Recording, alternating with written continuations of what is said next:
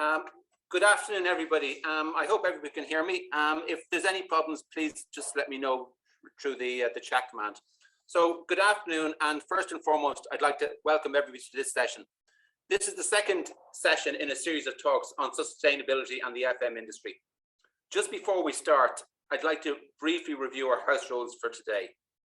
First and foremost, can I remind everybody that the session is going to be recorded and will be available to everybody. So it's not just who's here today, it's a broader part of our professional and continued development. And as a result of that, CPD points are available so you can credit your IWFM account or any other professional organization you're using CPD points for.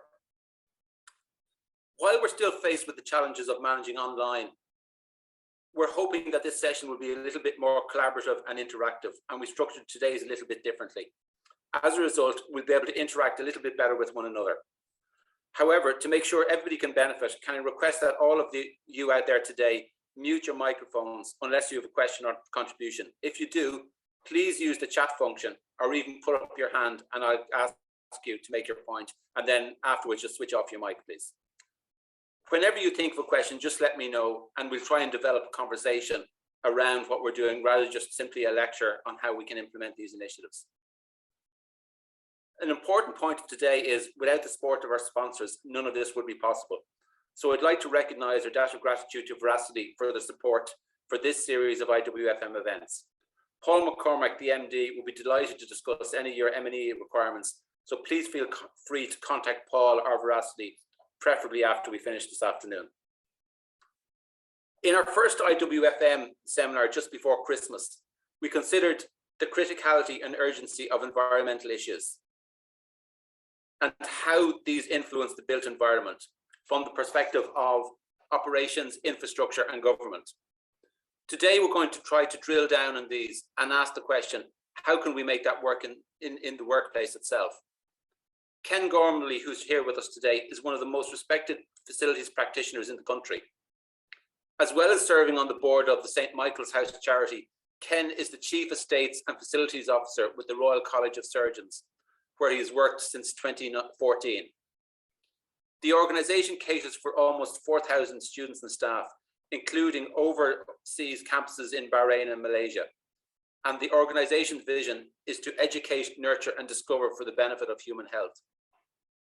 However, parts of RCSI date from as early as 1784, which as a protected structure gives a whole new set of challenges to Ken and the team there.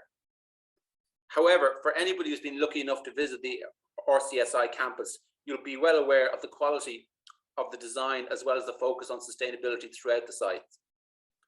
As the former President of Ireland, Mary Robinson, recently said, you can't negotiate with science.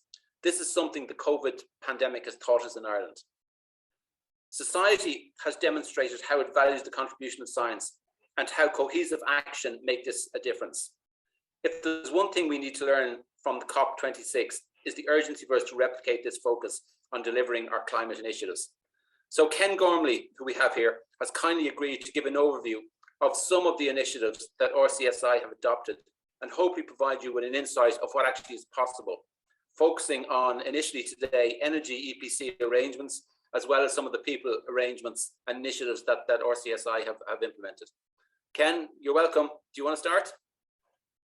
Thanks very much, Martin. And like yourself, I'd like to thank everybody who joined this afternoon and Veracity for sponsoring the event and the kind invitation from IWFM to speak on behalf of the Royal College of Surgeons this afternoon. So thank you again. And Lauren, if we go to the first slide, please.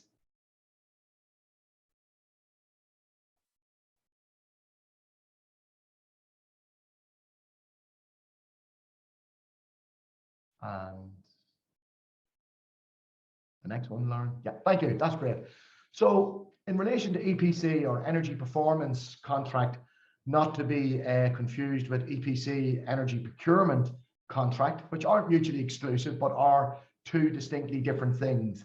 And as my FD reminds me every day, because sometimes we are talking about EPC in the procurement area rather than the performance. But today we were talking about performance, where procurement can also form part of the performance, i.e. making sure that you procure your energy at the best value for money you can at the time, hedging, future-proofing your procurement, which is almost impossible now in the current market. But I thought it was really great timing to talk about energy performance, i.e.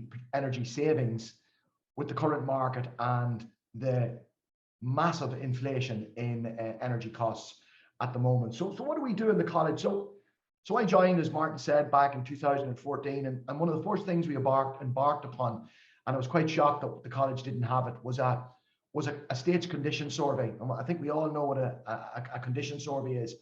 So we gathered all our key assets and we categorized them as we normally do as facility practitioners. And when we saw what was coming down the line was a tsunami of major infrastructure changes, from boilers, HVAC units, major pieces of kit and major pumping systems, etc., etc.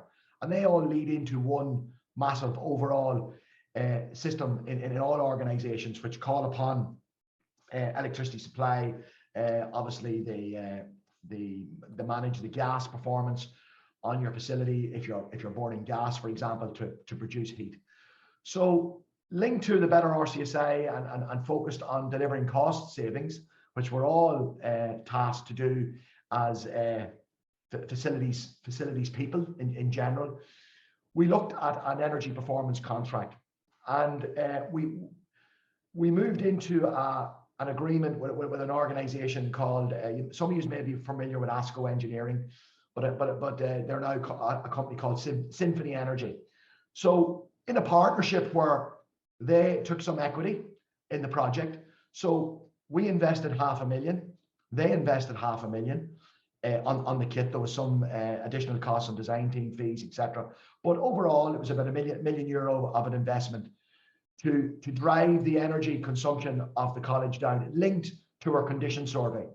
So it was a real opportunity to change out key capital infrastructure assets, and also then to start to integrate the element of energy saving across the systems rather than looking at one specific element. So, for example, changing one boiler in one area of the campus, changing another boiler a year later in another part of the campus, changing an air handling unit a year later in another element of the campus. What we done is we pulled it all together to give us, give us some procurement power, and then we were able to attract large organizations like, well, Symphony aren't a large organization, but organizations into the college to partner with us.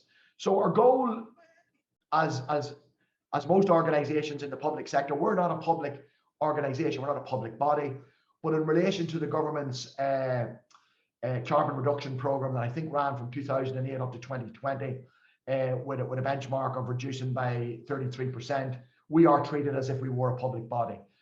So we also wanted to make sure we would hit those targets, while also making sure that we're future-proofing for the 2030 targets that's coming with the 50% reduction down the line. And ultimately, which is the college's ambition, it's a really high bar we've set for ourselves, to be net zero carbon neutral by 2030, which is aligned with the next public body government targets in relation to reducing our carbon emissions.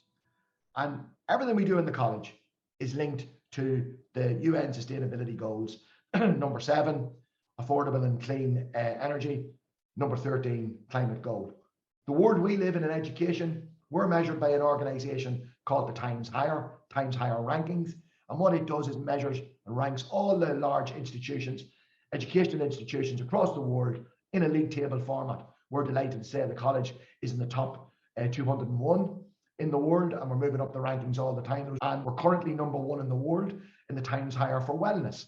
So we really wanted to improve our sustainability and move forward the college's aspirations and ambitions to meet those UN sustainability goals that are directly linked to the Times Higher. Why am I saying that to you guys? What's really important if you're trying to sell any form of energy procurement, and that's what energy performance, or even energy procurement, as I said, they're not mutually exclusive.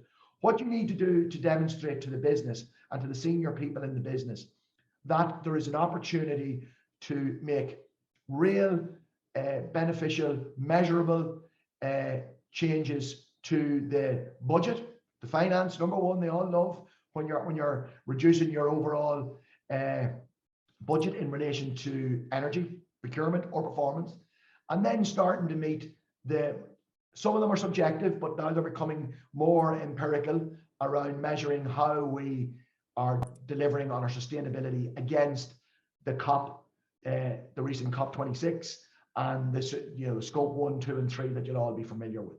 So next slide, please, Lauren. So what is the EPC? So I think I've touched on it there. Provision of energy services by an energy company, ESCO, with contractually guaranteed energy savings. So in relation to our EPC, Symphony come on board, they invested 500,000, so did we, €1 million project, and they've guaranteed us 22% savings over the next number of years. So within those 5 years, we make the payback to Symphony that they recover their investment of 500,000. And anything above that, then we take the difference. So at the moment, we're performing at 28%. So we get, 6% of that net saving comes back into the college. At the moment, because of where we benchmarked the product at the base price 3 or 4 years ago when we started this project, energy costs were an awful lot lower than they are now. So actually, the increase in energy has given us an ability to show the organization even greater savings. Now, in relation to a monetary value, it doesn't really matter. Anything you're saving on one hand, you're giving it on the other to pay for additional inflation in the energy price. But it has demonstrated that we've had fantastic payback over the short period of time. And as I said, we're in a contract for the next, I think it's 3 more years with Symphony when they will get their 500,000. They get their 500,000 sooner. Well, then they're out the gate, and we carry on in perpetuity with the savings and continue to monitor and invest in our systems. It doesn't stop now, of course.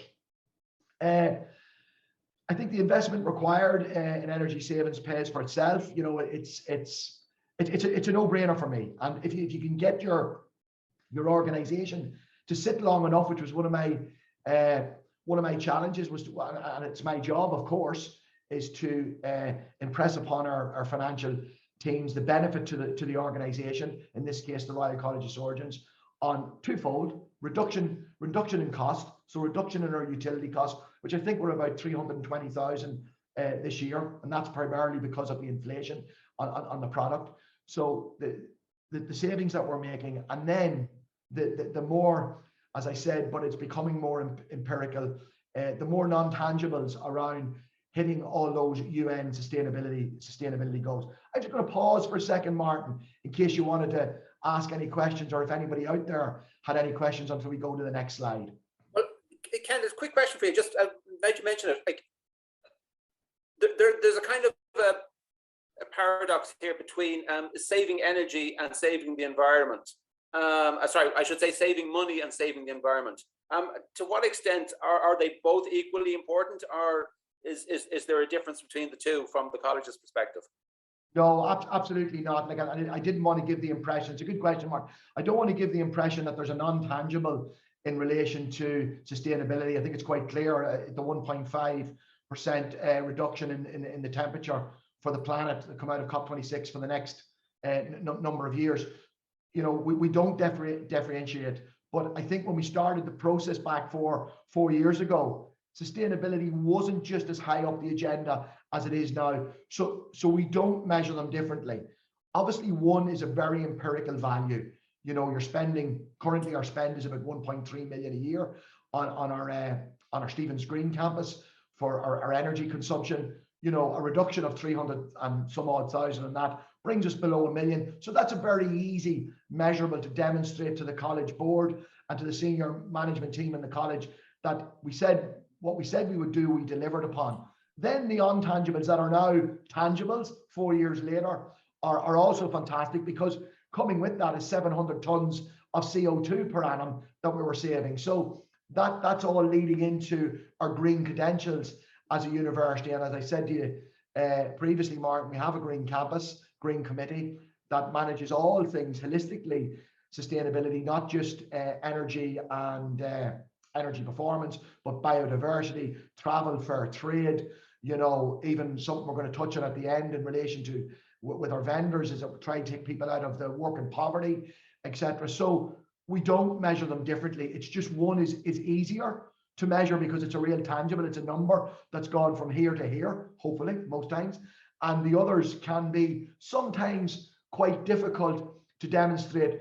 We spoke about, you know, we are 100% waste, no waste to landfill, but then a lot of our waste goes to incineration. So are we really 100%, you know, zero waste? Because some might say, well, if it's going to an incinerator, it's going to an incinerator type of landfill.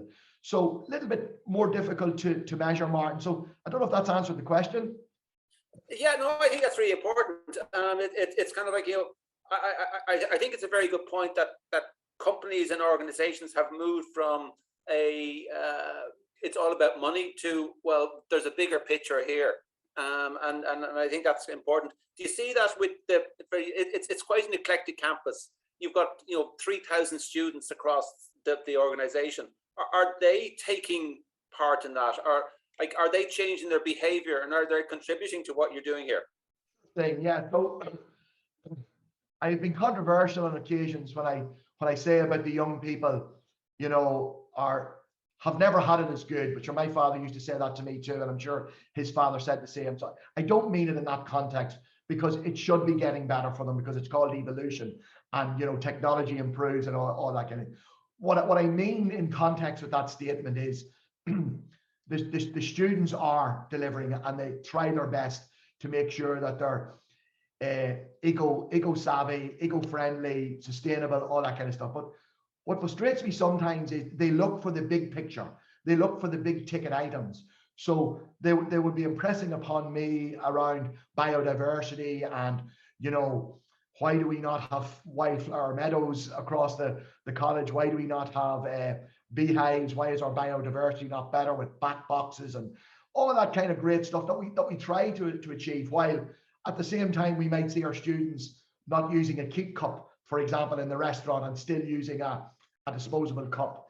You know, maybe procuring their coffee and their food from some of the less ethical companies, and that's not my word. That's what's produced at a higher level around the COP26 when they call out some of these organizations. So I think they do their best, Martin. Could they do better? Like me, absolutely they could. But I really do think we need to get our young people or young adults right back down to basics, and don't jump over all the basics and say, well, that's not really for me. You know, so my weekend break every quarter to, you know, all parts of Europe where I'm flying, and, you know, I'm still drinking out of a plastic bottle. I'm not using a keep cup. I don't recycle as well as I should at home. You know, all that good stuff, I think, has to be discussed before we start to move into the real high level projects of, you know, wind farms on campuses, photovoltaic, all that kind of real high end stuff that have a large capital outlay, let's be honest, for sometimes minimum gain, while we're still missing the low hanging fruit. So I think they do a great job, our students. They buy into it. We have them on our Green Campus Committee. They come up with great ideas. They self-police, but no more than myself. They don't always get it right. And I'd say that's probably typical of all students and young people across Ireland and probably the globe. Ken, I'm conscious of me, you know, bringing you off down a completely different path to something that's interesting to me. So you continue on. I've got a few questions have come in here, and as we move forward, I'll bring up a few questions that some guys have sent in. Sure thing. Thanks, Martin. Next slide, please, Lauren, if you will. So, okay, nice simple graphic to try and describe what an energy performance contract is: provision of energy services with guaranteed savings. So you start off with the company. You know, you get into a joint venture. You can set up an ESCO account where both parties pay in. You know, very important that you agree the scope of the contract terms at the outlay, that, you know, everybody's buying into what the deliverables are. And, you know, it's important on the organization that is inviting companies in to provide this type of service that you really are honest and open about your systems and your and your outputs and requirements. And more importantly, there's a great old saying, you can't manage what you don't measure.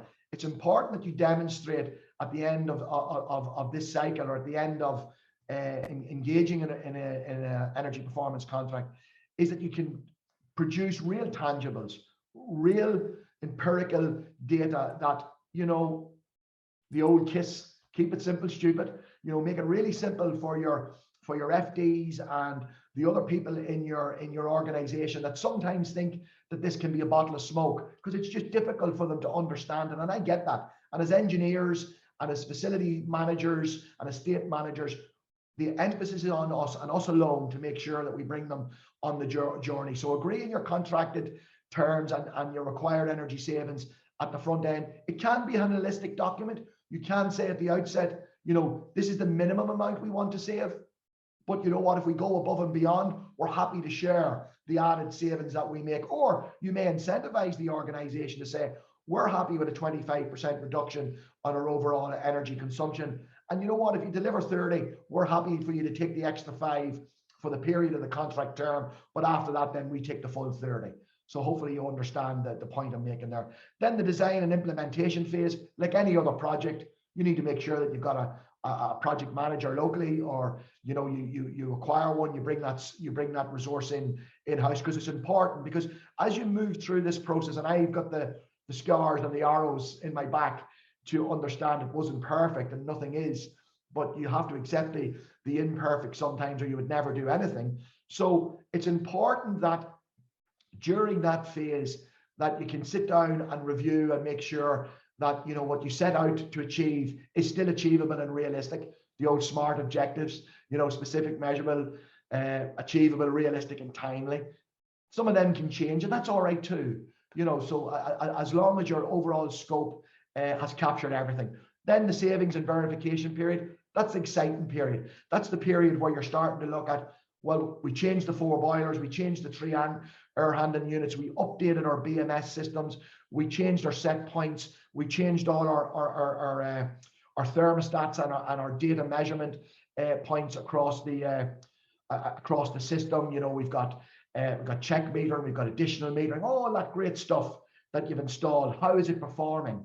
And measuring that back against where we were, wherever you drew the line in the sand. So you will say at the start of this project, I'm benchmarking everything back to 2.5 megawatts of energy consumed in 2015. That's our line in the sand. That's what we're measuring back against.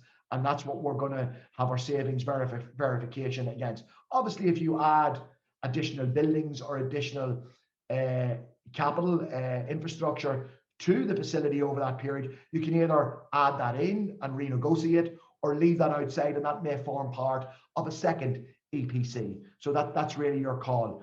Then you go into the monitoring and verification period of the project, and that's where you're saying, yes, you've delivered what you said you would do, and we're quite happy now to start to share the savings. So, you know, for the 5 years in our instance, 22% of the savings, it all goes back to the energy performance company until they pay off their initial investment. As I said, we're overperforming at the moment. We could give them the overperformance element, but we're offsetting some of our inflationary hit with that extra 6% to negate the additional cost of procuring energy at the front end. But we could have given them the full 28%. We're contracted for the 22, so we carry on with the 22. But we can go back to them and say, you know, we'll give you the 6% next year, maybe when the inflationary numbers reduce on the gas and electricity prices. You know, and then at the end, you're looking at your investments recouped over the period of time. You shake hands and maybe move on to the next project, or say, you know what, we're pretty good here, and we're going to carry on with this for a number of years. I think that will be foolhardy. In 5 years' time, technology will have changed, ideas will have changed, things will have moved on, and I think that organic process of changing, evolving, doing something different, EPC might be old hat in 5 years' time, and we're on to the next thing. So again, that's just business as usual. And you know, you monitor your ongoing savings and continue to benefit the college. So that's really the organic life cycle of an EPC, and hopefully that's clear for everybody. Mark, I don't know if you're seeing any questions on that, if you want me to take them now, or or wait till later? Sorry, there was a question that just came in there a minute ago. There was two questions. One was you talked about the targets you've got. Like, you're not a public organization. I think you would be considered as a not-for-profit. Correct, charity organization. Yeah. What are your targets for energy and environmental going forward? So so as I said, we're not a public body, but we're measured as if we were one within the terms of the HEA. So in relation to carbon, we are measured against the new government guidelines up to 2030 of 50% reduction in carbon. So that's a measurement. We provide the data every year through Sustainable Energy Ireland, who collate the data and publish the document each year of league tables of where you sit with your peer organization. So all public bodies are in there. If you've ever had your hands on the document, you open it up, you go to education sector, you'll see the Royal College of Surgeons, and we'll be in there, and they will publish where you are at any particular time in the curve of moving towards 2030. So that's that one, Martin. On the other things in relation to sustainability and our targets, we set them ourselves. So we, as I said at the outset, our Bible and our goals are linked to all the UN SDGs. We can't deliver on them all, but the ones that we can really impact. So for example, I think I said at the outset, for wellness, well-being, I don't know which particular number, there's quite a few on the SDGs that will touch well-being and wellness. We're number one in the world. So we're the number one educational institution across the world. And that does include Harvard, Stanford, Oxford, Cambridge, Trinity, that's them all. So we're number one in wellness as measured by the Times Higher. And the Times Higher are it in relation to measuring education at third level institutions. So we measure ourselves against the Times Higher if we're not moving up the rankings overall as an organization. And there's many metrics that feed into the Times Higher overall measurement. So well-being's one, how many of our researchers are published, how well our students our student cohort against our academic faculty. So the proportionality of that is important, and is sustainability. So one of the measurements that goes into the Times Higher is how we're performing as an organization linked to those UN sustainability goals. So having a green campus, we recently achieved the green flag. Now, that's not something to really shout from the rooftops about, because every primary and national school in Ireland probably has a green flag, but still we didn't have one, and we achieved it.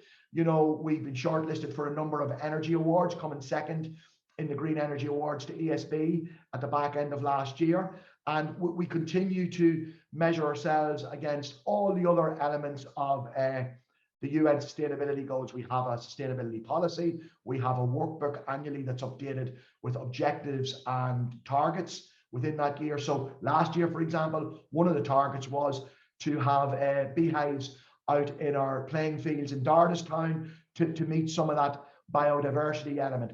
We are a fully fair trade campus where our coffee's locally sourced and is fair trade. We are going to be a plastic-free campus, hopefully by the end of this year. We are plastic utilities free, so we have no plastic knives and forks. We've moved into the corn product that is totally biodegradable. So we measure ourselves in relation to that. We set our own matrix that are linked into our Office of Research and Institutional Matrix that then are fed into the Times Higher. So we are actually then subsequently measured backwards by the Times Higher to say, well, you've done really well in the educational sector. You've done really well in the proportionality of your students against your faculty. You're not performing as well on your sustainability areas. And then that will lead us to up our game and do better. So I hope that gives some flavor of an answer, Martin. Yeah. Sorry, you go on there. I'm conscious of time, but I have a few more questions coming in. I'll jump onto you in a second now. Sure thing. Next slide, please. Lauren. Hello, Lauren. Next slide, please. Thank you. So listen, I touched on a lot of this, and as Martin said, in the interest of time, so that gives you an idea of our total investment. It was $1 million. The extra 116,000 was the design fees. You know, that was the organization we went in with, 500,000. Oh, we got fantastic there. I forgot that one, which is very important for you all out there today listening. We got a sustainable Ireland grant for 60,000. There's our annual savings. We are outperforming that at the moment. We're up in the 300,000 bracket at the moment, which is the extra 6% ish in the ballpark. Annual savings of 70,000 per annum and against our maintenance costs. So there's the combined savings. 40% reduction in gas, 15% reduction in electricity consumption, 22% reduction in CO2. That's the equivalent to 700 tons of CO2 this year. So that's a really important one for the non-tangible, so to speak. It is a tangible, but it's what our students really, that resonates with them. The number, not so much. Oh, great, you're saving more money. The students really buy in to the CO2 emissions, and then the payback over the 5 years. And there's just a couple of graphics there of the new boilers and some of the things that we've done, controls. There was also air handling units and a new BMS front end, for example. So next slide, please, Lauren. So what are we going to do? What's next? So it's to carry on with the good work that we've started in general on the EPC. We're in the monitoring and measuring stage and making sure that we're delivering what we said we would do. You know, generate power on site. So we have a solar panel installation plan for our education and research building in Beaumont. So that's in the design phase. So we're going ahead with that, and we're in design. I think it's for approximately 1.2 megawatts of a PV farm up there in Beaumont. Then our new ERC building, in Connolly, which is the one you can see right behind me. That's the render for that new building that's going out in Connolly Hospital. So on the roof of that building, we're again going for solar panels, PV. Don't know what the output is on that one, so apologies for that. And then we have a big one going on out in Bahrain, not on this slide. I think that's a typo. It's not connected. It's Bahrain. So sorry, my apologies. And that's a massive one. That's 3,000 panels, and they are doubling up as carporting shade for vehicles. Now we might laugh at that and think, why do you need to shade vehicles? For any of us that's been out in the Middle East and try to get into a car that's been sitting in the sunlight for 4 or 5 hours, particularly in the Bahrain sunlight in June, it's impossible. You can't get into the car. So a bit like what we do in the mornings for the frost, they start it up and cool it down. We start it up and warm it up. But the idea of the PVs out there is to create a concave style panel structure that will also provide shading for the cars. So that's a double whammy. We're going to be providing 3.6 megawatts of energy, which is half of the total energy consumed by the campus in Bahrain annually. So we'll be coming off the grid, and the Bahraini local authority, IWA, are very happy with what we're doing there. And we're also going to then have the ability to stop all our staff and students, any students that do have a car indeed, starting their vehicles up and cooling them down. So there's a slight vicarious benefit to that in saving emissions from gas guzzling machines tipping over in the car park trying to cool down. So we are 100% procurement of green energy. All our green energy comes from Nataria, 100% green wind farms off the west coast of Ireland. So that's another fantastic thing that we've done in the college over the years. Power purchase agreements, we're looking at them to see what we can do in that area.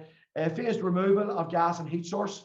So, you know, that's part of our big ambition out to 2030. And then, as I said, a zero carbon site. So next slide, please. I think that's it, Lauren, in relation to what we're going to talk about. Neil has asked the question there. I don't know, have you seen it? Has the pandemic changed the environmental goals of the college? Has it changed their outlook? So, you know, my gut reaction to that is no, which probably means we haven't changed. Well, I know we haven't changed our strategy. Does it mean we should? Well, maybe. So what have we done? It hasn't changed our strategy right now at this moment, but we are just starting to come out of the pandemic. What we do know is that one of our larger buildings in Stephen's Green, about 3,500 square meters, it houses about 48 people. We have just received permission from our internal governance last week to completely strip that building and fit it out as an open plan office. It's very cellular and old style in its structure, which would be office per person with smaller breakout platforms with people sitting in an open plan. So we're going to gut that facility. We're going to go completely open plan. We're going to double the building's capacity to over 90 people. It's going to have a whole element of smart controls added in. And I think that's the future for the college, the hybrid working model. So I guess that's a subtle change that we've made very quickly.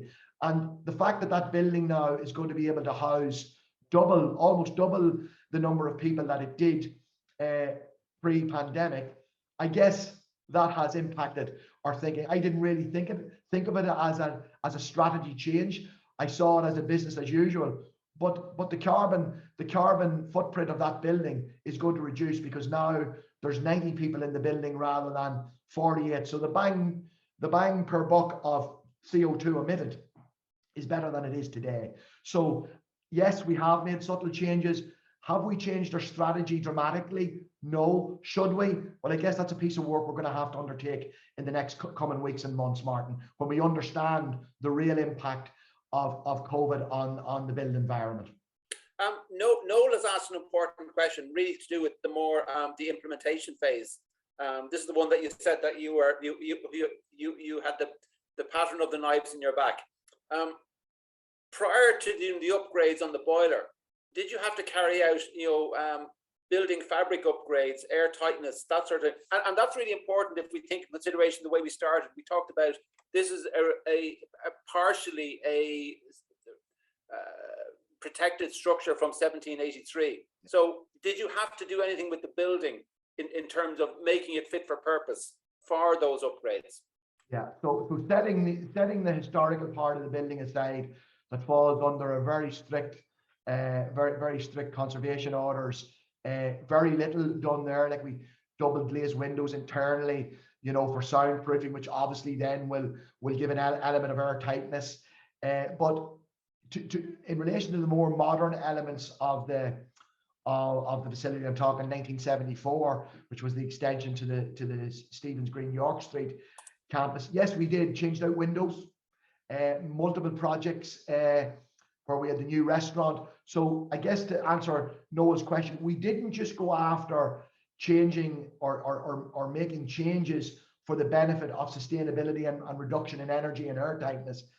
We rolled them in with, again, linked to our condition survey, where pieces of kits were being changed in any case, or large capital infrastructure changes. You were down in our restaurant the other day, Martin, and you saw what we done down there. So again, all the elements of sustainability were brought into that project about how we could recycle hot air and having recovery units, all that kind of good stuff. But to answer Noel's question maybe more directly, no, we didn't just go after standalone projects dealing directly with drafty buildings. We didn't have so many, to be fair. Like the oldest building we have outside the 1783 or 84 building is the 1974 building. So they're all relatively new. Now they're nowhere near a high BCAR rating, but they weren't causing us enough pain to have the massive infrastructure investment to move ourselves 5 or 6 or 10% up the value chain. That's the next part of the project, Noel, that those buildings, as I said, 121 St. Stephen's Green, which is our next biggest building, 3,500 square meters. We're going to gut that, and everything about that building now will be smart technology. It'll hit all the elements of sustainability. We're going to go for LEED Gold on that retrofit. BREEAM. We're going to hit the NZ. We're actually going to try and get that building to is it the new CREM ratings, where it's zero carbon. So we're going to try and do it on that building, but we didn't go for one-off projects to retrofit windows or retrofit controls. We felt we need to look at more holistically, and I think that could be mistakes, in my opinion, of course, only that organizations may do little bits just to plug gaps when they should look at the holistic approach to your condition survey, your capital upgrades that's coming down the line. Take a big picture view on your estate and plan it out for 5 years. And instead of, because we've seen it, we did do small projects, and parts of that meant that was sustainability upgrades. and we subsequently since we have retrofitted that building twice since. So you could be wasting very, very good important resources on that. I'm very conscious of time, and I know people have important jobs too. Do you want to just touch on, sustainability isn't just about M&E, and it's easy for us with an engineering background to think it in terms of pumps and boilers and air handling units, but there's a bigger picture here, and I know you want to touch a little bit on this. Yeah, for sure, Martin, and I touched a little bit on it around our students. So I guess for everybody else on the call, they have building occupiers, and we have building occupiers are just called students. So, I think setting up so we set up a Green Campus Committee. So I think setting up a Green Campus Committee and putting key people, so, most organizations have a social club, for example. So maybe the chair of your social club, but definitely people that have an interest in sustainability. Everybody would profess they have an interest in sustainability, but we saw it in our Green Campus. Our Green Campus Committee, everything flows down from the senior management team into it with ideas, and everything flows up from the rest of the business into it. And we filter out the noise and pick out the real good stuff that we can impact. And as I said, has an impact on all the matrix that I've just talked about earlier. I won't go over them again. So I think set up a committee. It needs to be chaired by somebody that really understands sustainability, and it usually comes from the M&E background, but not always, not exclusively. So set up a good committee, draw up a good sustainability policy. You will all have a health and safety policy. So just one page, or we have a one-page sustainability policy. Then out of that, set all your independent policies. So policies from energy, biodiversity, travel, we have multiple, I can't call them all off the top of my head, but, recycling, waste, recycle and reuse. One of the big things we have in the colleges, we have the students bring in all their old clothes. We put them up on a hanger in one of the large lecture theatres, and they come in and they swap clothes. No money exchanged. There's, as you said, Martin, there are multiple things on the sustainability agenda, all linked on the UN sustainability goals. Each one of those will have objectives behind them, and you can really impact them in your organization, but you can't do it alone. And that's the one thing I learned is setting up the committee, getting the buy-in from your senior management. So I think you need a senior management sponsor. Don't necessarily need to sit on the committee. So somebody that when you're pushing the good ideas up, that they take them and bring them to the FD, because sometimes you need to invest to get the benefit.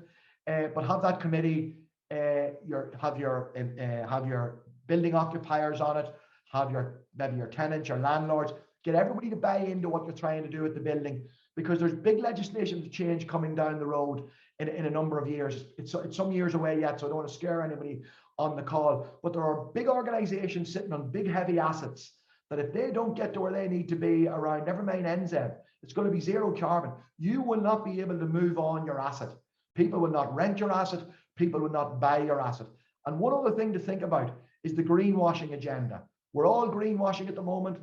Trees up in Leitrim, down in Kerry, buying carbon offsets on the market. That's all great. But I really firmly believe that if you take away one thing today is this, and it's only my opinion, but I really believe this is going to happen, that the greenwashing and the offset agenda will become equally as unpalatable as recycling is now. Because what we're doing is we're not happy anymore to be recycling the plastic bottles. What we're saying is take the plastic bottle out of the supply chain. What will come in a number of years is it will be seen equally as unethical to be offsetting your carbon, because if we all continue to offset our carbon, we don't reach that 1.5% COP objective. So offsetting's done. Offsetting's in the rear view mirror. So if your organizations are saying, we're all right, building manager, we just keep offsetting our carbon footprint by planting trees in the Amazon, that's going to become unethical. And it's the next thing the younger generation are going to go after and say, you're only greenwashing, you're not really dealing with your issues at source. I'm inclined to agree, Ken. I think there is that view of paying lip service rather than create a real sustainable long-term work. I'm conscious that part of the whole sustainability that you're talking about is people. And in the last couple of minutes, can you just touch on what you guys are doing about living wage, which is I think it's a really important thing. Yeah, and I see a question there. Well-being focus emerged as part of the sustainability projects, or was it always part of the plan? So Neil Everett asked that question, and I think that's going to be captured in this. So next slide, please, Lauren. So this is something of a real passion for in my daily activities in the college. And you know, we all call upon the services of our security, catering, ancillary cleaning teams, and I could go on. Maybe is Lauren still there? Can she change the slide, please, Lauren? Thank you, Lauren. So what I've pulled up there is, you know, the living wage. Where does it sit in this in the UN sustainability? Well, there's a clear one. It's number 8, and this is what it says, guys. Promote sustained, inclusive, and sustainable economic growth, full and productive employment, and decent work for all. So I think that really says it all. So you know, we can see the infographic on the left, and I've got my big green blob with a red arrow towards 1.6 million economic workers, you know, who lack a social safety net, were significantly affected by the pandemic. So I told Martin a story, and hopefully I have enough time. Yeah, I've got enough time. We had somebody in the college many years ago who didn't turn up for work on a Friday. I'd over to get the coffee from that lady that I get every morning. She wasn't there. On the Monday, I just made a kind of a small talk comment of, didn't see you on Friday. And she started to tell me a story that nearly broke my heart. And you talk about pulling the emotional heartstrings. She couldn't come to work because her salary didn't go in. And I know we've heard this many times from our on-site people that the service provider they work for didn't pay them on time or didn't pay their overtime on time, is that she didn't have enough money in her bank account to come in on the Lewis, and it was a choice between that and putting a meal on the table for her family that day. And that person is in working poverty, whether we like it or not. And for me, as a custodian of the college's finances in relation to procuring those services, I have a duty of care to those people, and I care about them because they are an extension of us. So that got me thinking. That's a number of years ago now, guys. That got me thinking about, there is no point in us as users of services from ancillary companies, and they provide us with labour. They provide us with catering assistants, security officers, and cleaners.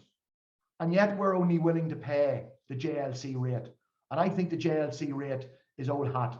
If we're to stop instances that I just described to you as a real thing that happened to me, we have to step forward as the procurers of these, from these organizations and of these people, to make sure that they're getting a real living and decent wage. Because as I was outlined there in the big green blob, important we come together and support our partners in achieving equity with a living wage. We need to understand, as service users, we must make the fourth move.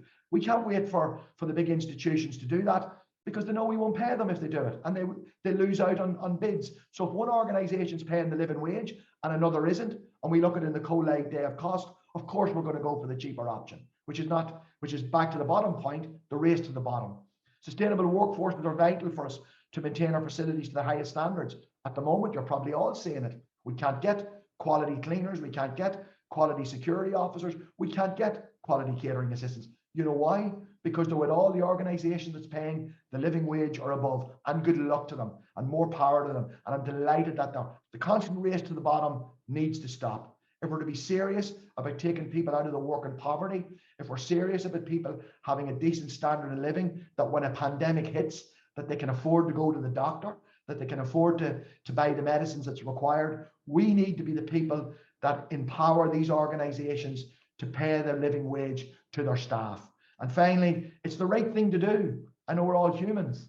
You know, we may have had our children that have worked in when they were at college, have worked in this industry. You know, and if this generation of FMs don't do it, believe you me, guys, it's an opportunity missed. And if you want to leave a meaningful legacy, this is what we need to do. It's happening in the UK. I don't know if you read the article where I think it was LSC took their outsourced provision back in-house because of union issues, and felt it was the right thing to do. I'm not saying that's what everybody has to do, but what I am saying is we need to start the debate around, in our industry, never mind the rest of them, we can only impact what we can control, is we need to pay the living wage. So there's a heartfelt plea to you all out there to support me with that. And let's get our financial controllers, let's get our business owners, let's get our landlords and our tenants. Because I know individually, if you speak to those people, they will all agree, but they're all afraid of being the first mover, the early adopter.